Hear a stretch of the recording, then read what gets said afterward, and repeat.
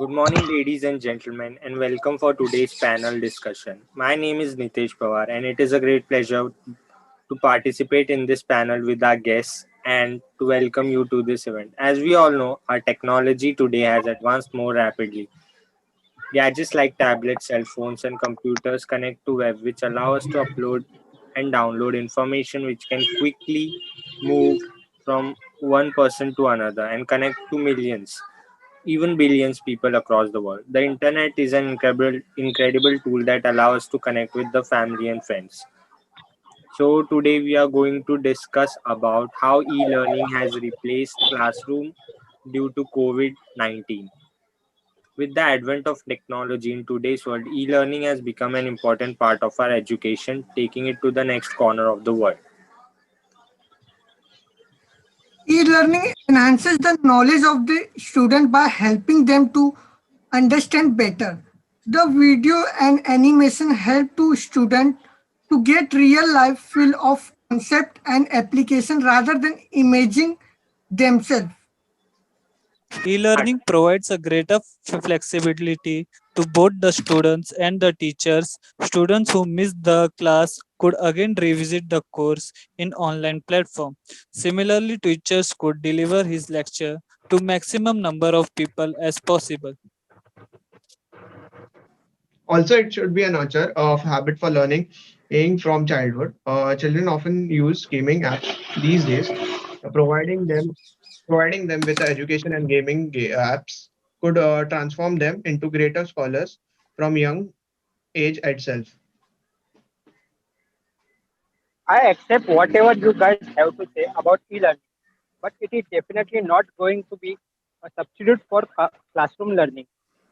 Tomorrow's leaders are nurtured in today's classroom only. Classroom can only provide students with interpersonal skills, communication, and other soft skills required for him to become future leader. I completely agree to that point. Personality development of the students won't be there in an e-learning exercise. Ethics, discipline, morality, team skills could never be taught by e-learning tools. E-learning could only be a supplement for classroom learning and can't be a substitute. Taking forward your thoughts, I believe a completely personality development could not be provided by online education course. But we have to understand the power of technology, and we accept a lot of new features in the near to long term future, which can greatly enhance the way of learning, way of learning through online courses, particularly the features provided by interaction with the teacher and other fellow students in online media. Yeah, I totally agree to it. Also, looking at it from the broad economic perspective, India is a country where there is a huge gap between the demand and supply of good quality qualified teachers. As there is an immense shortage of teachers, e-learning is the only way to cater all the needs students need with best quality education. I would like know if e-learning could help the slow learners to understand better. Of course, the course animations and image act as the means to learn better, but there has to be teachers sitting next to him to motivate and teach him. But the trailers made courses available for for slow learners. They can post their doubts and get clarified in the online live streaming. They could clear their doubts even faster. Yes, and again, we are limited only by the power of technology in this area. Adaptive learning system is a recent innovation in this area, which has the power to learn and adapt its online education, offering tailored to meet the specific learning needs, like the number of times a user pauses the video to understand it, the amount of time taken by the user to solve each question in test, etc. And with the rapid progress of efficient and cheap artificial intelligence system, I believe it will have enough resources to make online education system effective for all kind of students, especially slow learners, and that too in cost effective manner. I would like to add one more point, which is one more advantage which e-learning has, that environment friendly paper and help in teachers overcoming occupational hazard like chalk, dust, infection, etc.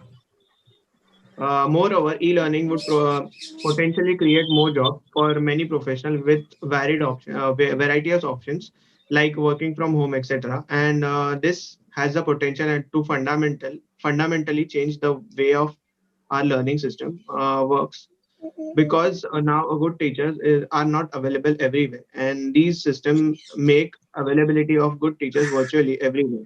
The role of not so good teachers will reduce to mere.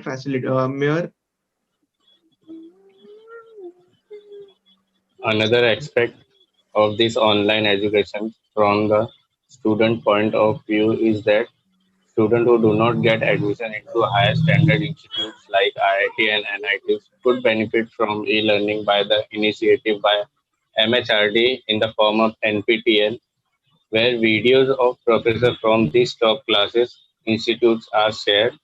Thus, students who are from Tier 2 and Tier 3 institutions will not be disadvantaged and effectively compete with students from top tier institutions. Some students might misuse the e-learning in that there is no formal control of student as in case of classroom learning. There could also be problem in terms of certifications as these courses could never be compared to the degree from a university and other problems like accreditations to these courses by government. E-learning might be costlier to afford for many people. The internet and computer facilities are only exposed to urban population, and government should take some serious steps in order internet uh, population too. Yes, I totally agree with you. Internet penetration is also one of the crucial factor for the success of the online education system, both socially and economically. It is a necessary base infrastructure on which the success of not only online education but also the entire rural empowerment hangs on. All the points and discussions that we had, we anonymously agree that online education has great potential to change the entire landscape. But the degree of substantiality will be determined by the growth of technology, particularly information technology. Depending on the success of online education, the classroom education can also take a new shape. The teacher can then play the more important role of asking questions, engaging the students at many different levels, not only deconstructing his or her worldwide view, but also reconstructing it and relating daily problems to grand questions facing humanity.